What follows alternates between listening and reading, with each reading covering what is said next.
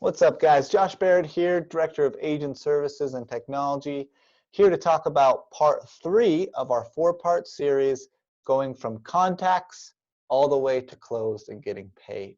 I'm here in sunny San Francisco. I have this beautiful bridge behind me. Thought that'd be kind of entertaining, but we're going to jump right into it. Let's go straight to our share screen here. We are back to Padme Amidala. Now, let's review what we've gone through so far. We created a contact for Padme, and then we created an opportunity for her because she raised her hand and said, hey, I'm interested to buy or sell in the next year. Because this opportunity has been created for her, we can now go through and get documents signed. Now, before you get anything signed, you need to make sure that your DocuSign account is set up. So let's start with that. If I click up here, this is where my settings are. So I click on my name, click on settings, and I'm going to go straight into here. Now, the first one that pops up for me is DocuSign, but that's because I've already got it connected. So let's disconnect that. So if you were to log in here, you've done nothing in the past, then you're going to see this DocuSign right here, and it'll say connect account. So we'll click on that, and there's two options here. First of all, if you already have a DocuSign account that's created and linked with KW, you can click here and log in. If not, you need to create a new one. So let's say Joshua Barrett. We've got josh@framptonteam.com. Let's hit send registration email. And it would just go through that process. At that point, I would check my email, so on and so forth. I'm not going to go through that today. It's pretty straightforward. You just follow the steps. But basically, the point that you're trying to get to, so I can resend the email, so on and so forth. But I'm going to just log in because I already have an account that is created here. So we're going to go to josh@kwwestfield.com. I'm going to log in. And it is going to take me to my DocuSign account and connect it here. This is the end game that you're looking for. You want to make sure that it says connected. If it says connected, you're in a good spot and we can move forward. If you have any questions about getting your DocuSign linked, your account linked, then let me know. Sometimes it will come up with an error that says something along the lines of this account is not linked to a KW account. If it gives you that error, don't panic. I'm going to create another video that walks through that step. It's going to be called something along the lines of, so you got the error blank. Just look for that, okay? Well, we're going to move forward. So let's go back to our opportunities now that we've got our DocuSign account set up. Let's find Padme in here. I think she was right here. We're going to open Padme Amidala. So hopefully you're following me up to this point. We are in Padme's opportunity. Now, where all the magic is going to happen is in this Documents tab. I'm not going to go into too much details with the Documents tab itself, but to get started, suffice it to say that we're going to click on the checklist type right here. We're going to choose residential because this is a residential property agreement. So we've got all of the required documents here, and I will talk more about that in the next video. But to get to DocuSign from here, you got to start getting documents signed. You're going to click on Start a Transaction.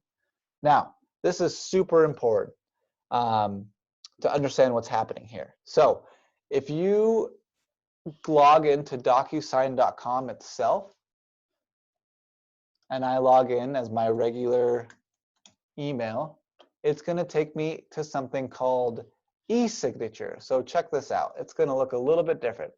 This is called ESignature.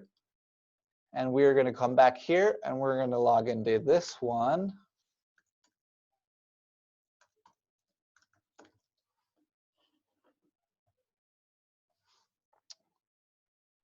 Perfect.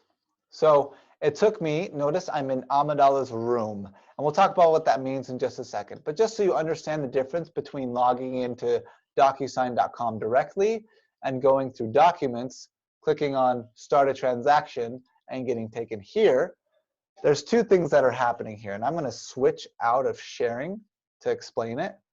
Okay, hi everybody. So let's click here. We're actually going to share our whiteboard here. So once upon a time, there was a company called KW. This is going to be interesting writing with a whiteboard. We've got KW and we've got DocuSign. Wow, this is tough. So DocuSign is its own company. It's got a whole system that's created that's exceptional. They've got, they call it ESignature. This is basically their own platform. Now what happened is that we made a deal with DocuSign that said, hey, we'll pay you a significant amount of money if you let us basically copy your platform. So we're gonna copy this, we're gonna paste it over here, and we're gonna make our own.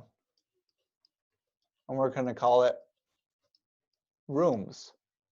Now, other brokerages do have access to Rooms. It's not an uncommon thing, but the sweet deal that we have made with DocuSign is that we can edit this. This is a platform that's specific for Command. Command is pulling data. DocuSign is pulling data from Command and vice versa. We're creating links in between the two. We're integrating the systems together. It's awesome. So the summary of this is that we own Rooms. We can edit it, make it however we want. DocuSign owns something called ESignature. We'll see how long it takes me to write that out. We'll just say ESig. DocuSign owns ESignature, and that's their own platform. So going back to our Chrome here. Also, quick note, we are in incognito mode. Make sure that you're always doing that, like we mentioned in the previous videos. So we are in Rooms here, and if I go to DocuSign.com directly, it takes me to ESignature. That's the difference between the two.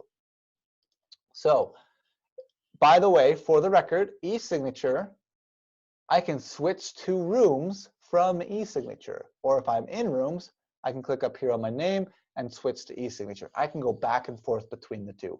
Are you ever going to use ESignature? No. The only exception is if you create a template.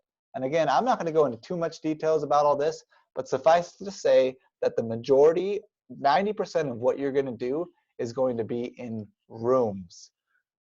The reason why I bring this up is because it takes a while in the future to log in to DocuSign from Command, because I have to go to, let's go through this step. I have to go to agent.kw.com. I have to log in here. I have to find the contact that I'm looking for. So we took search, we click on Padme Amidala, click on her name, click on opportunities, find her opportunity. Okay, now I'm in her opportunity. Now I need to go to documents. Now I need to go to transaction. Did you see how many steps that was? It was probably something like 7 to 10, right? That's confusing. So after you create a room, and I'll emphasize that again in a second, you can just log into DocuSign.com. So let's do this together. DocuSign.com. I log in here, type in my password. Boom, that's one step. Second step is switch to Rooms. That's 2 steps. And the final step is click on the room that I want, which it automatically takes me to because I have it open in a different spot. But if I didn't have it open in a different spot, it would take me here. It would just show me all the rooms that I have made so far, which is, there's a lot, but this is the last one I opened, so it's in the top left. So I'm going to click on that. Boom, 3 steps, right?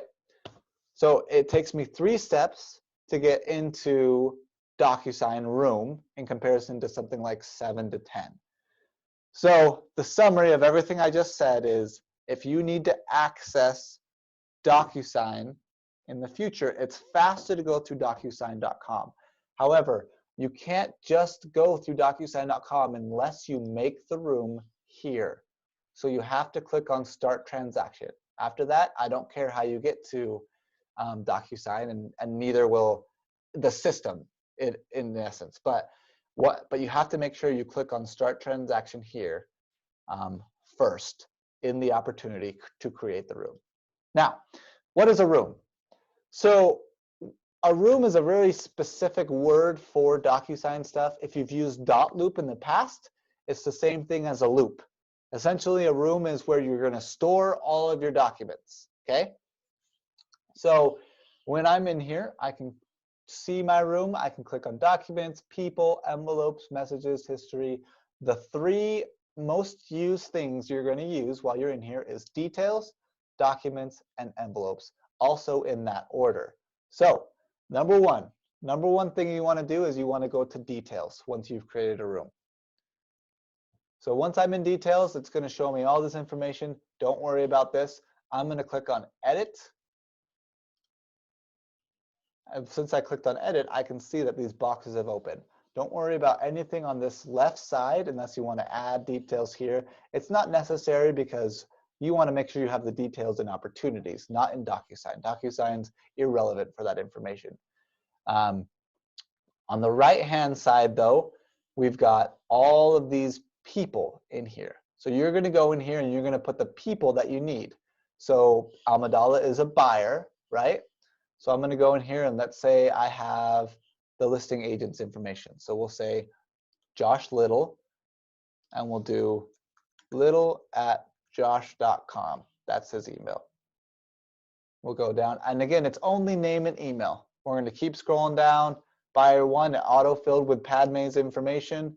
Buyer 2, it auto-filled with Darth Vader's information because they're a co-buyer, and it auto-filled with my information. So I've got everything I need here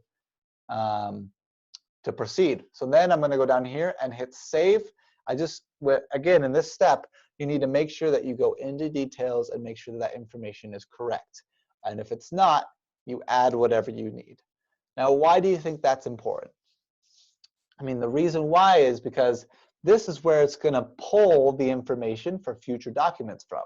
This is basically where you're putting each individual that's related to this transaction's information, okay? So once you have the details filled out, let's take a quick note here and make sure that you understand that you need to hit save down here. So I hit edit, I fill in the details, and then I hit save, okay? Again, only the name and the email are required. Moving forward, after you've done that, you can click on documents and you can add a doc to your room.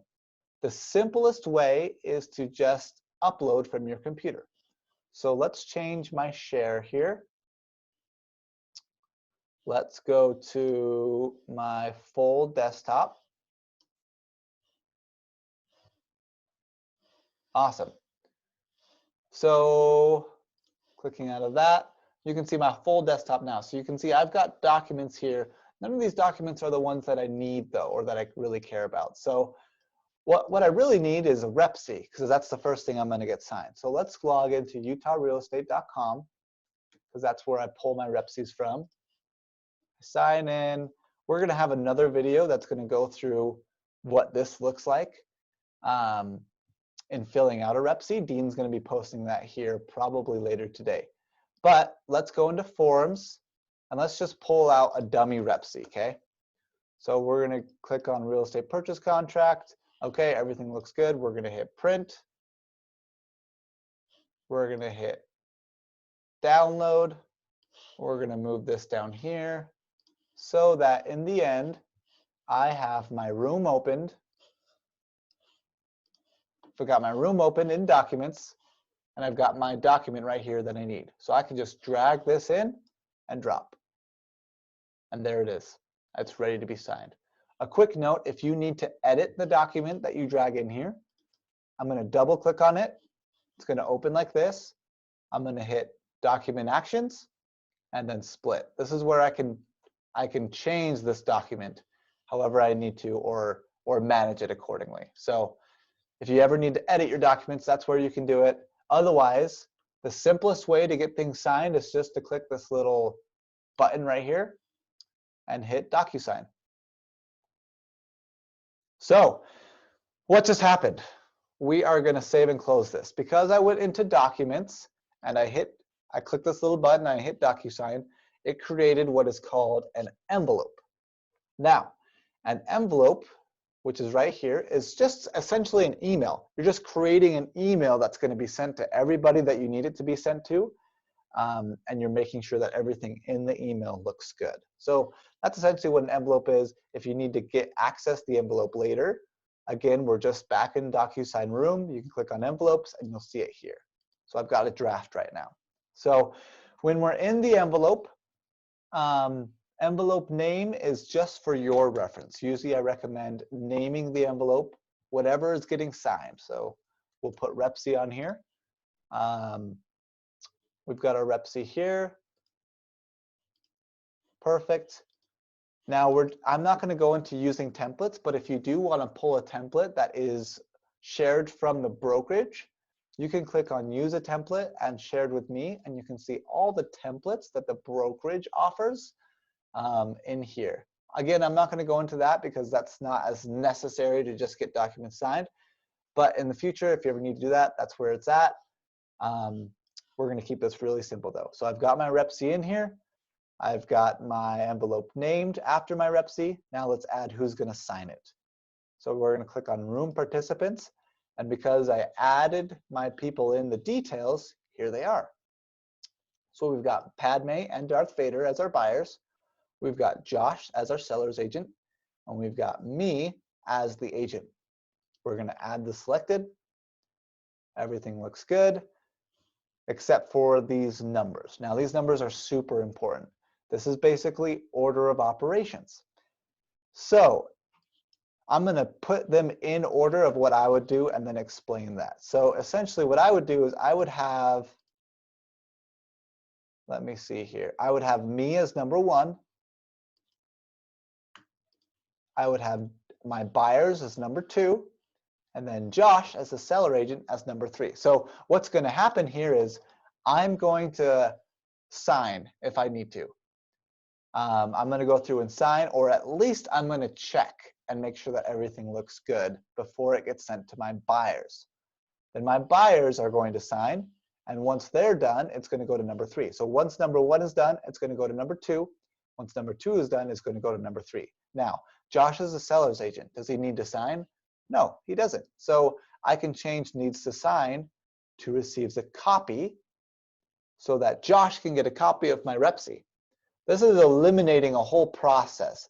This is basically saying, okay, once the Repsy is signed, it's going to go straight to the seller agent, and I can click on here and add a private message to that seller agent and say, hey, here's our offer. Let us know if there is anything else you need.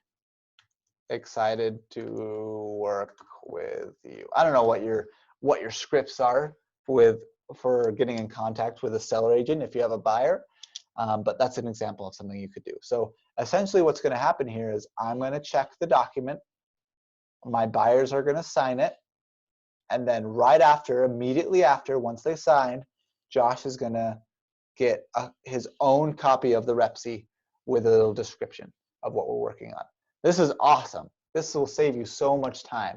So make sure that when you're setting this up that you get your order of operations correct, and that you have all the people in here that you need.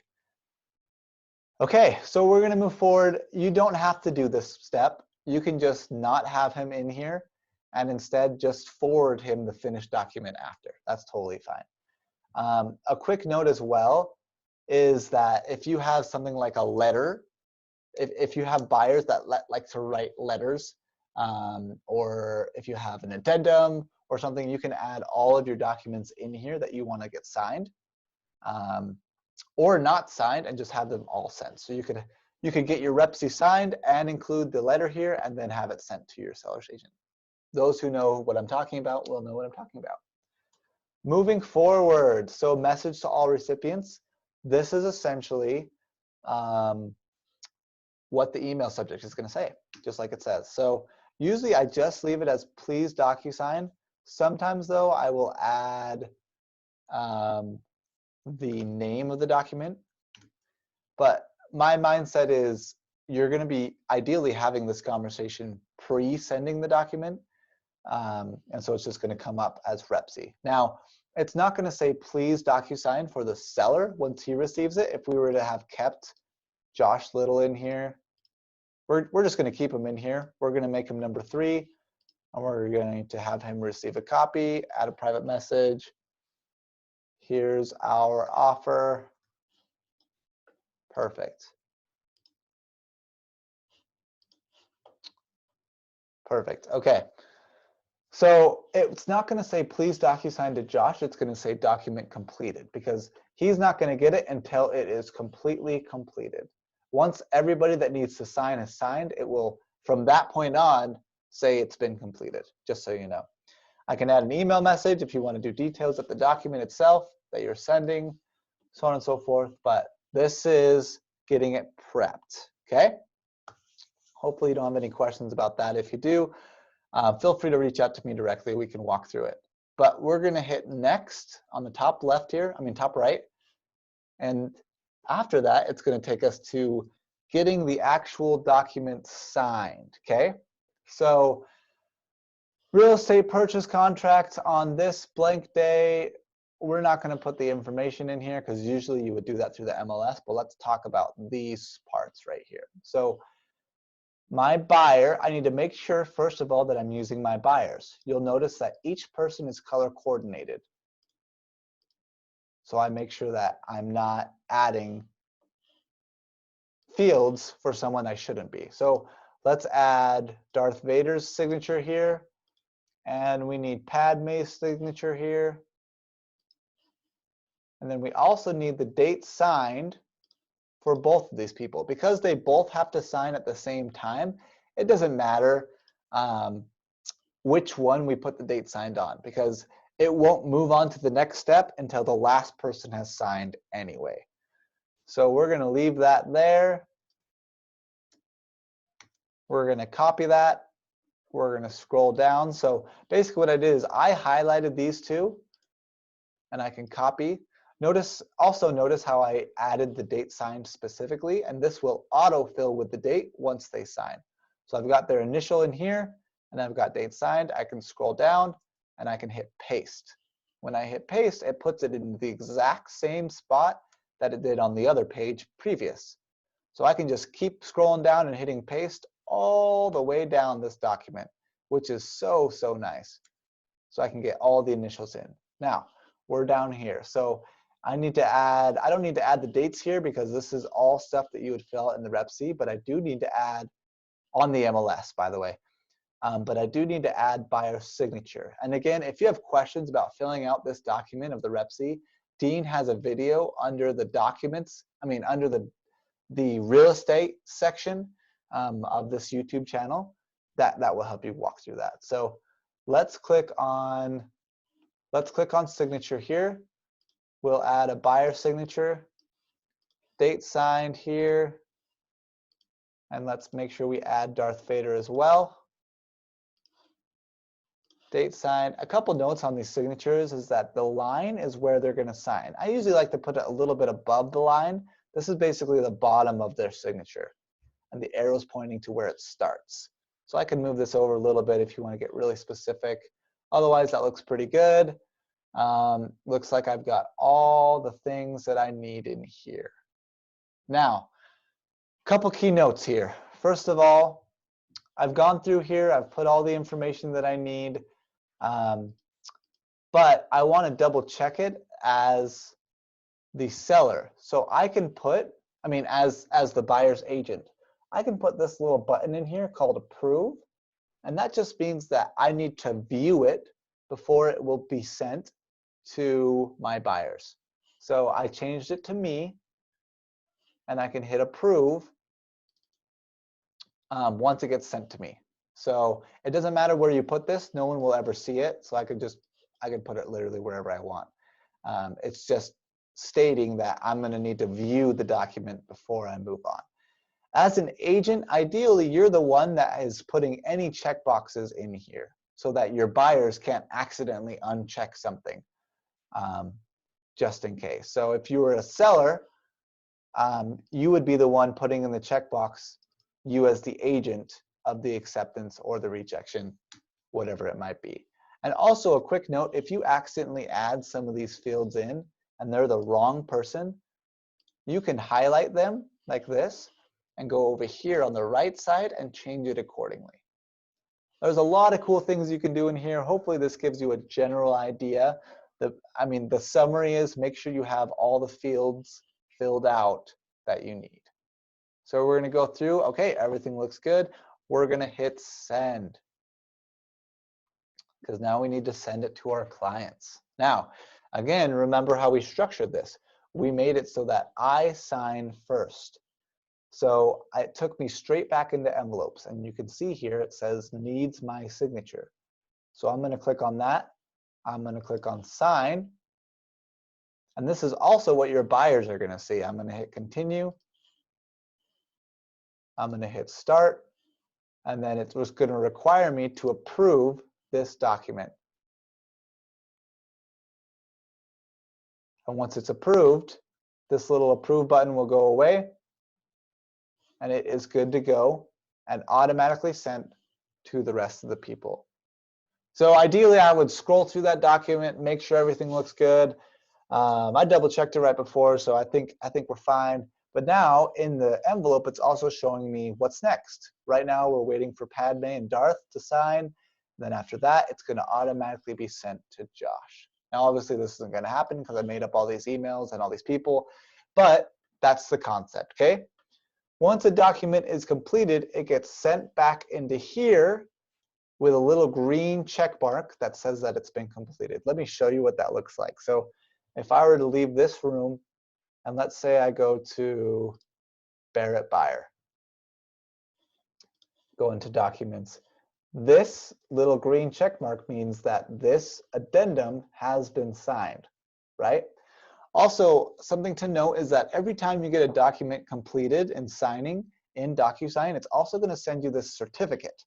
Basically, this is for legal purposes, saying, okay, it was literally signed, all is well. If you ever get sued, this is for that moment when crap hits the fan and you need something that's like a legal document that shows the process that you did to send it to your clients.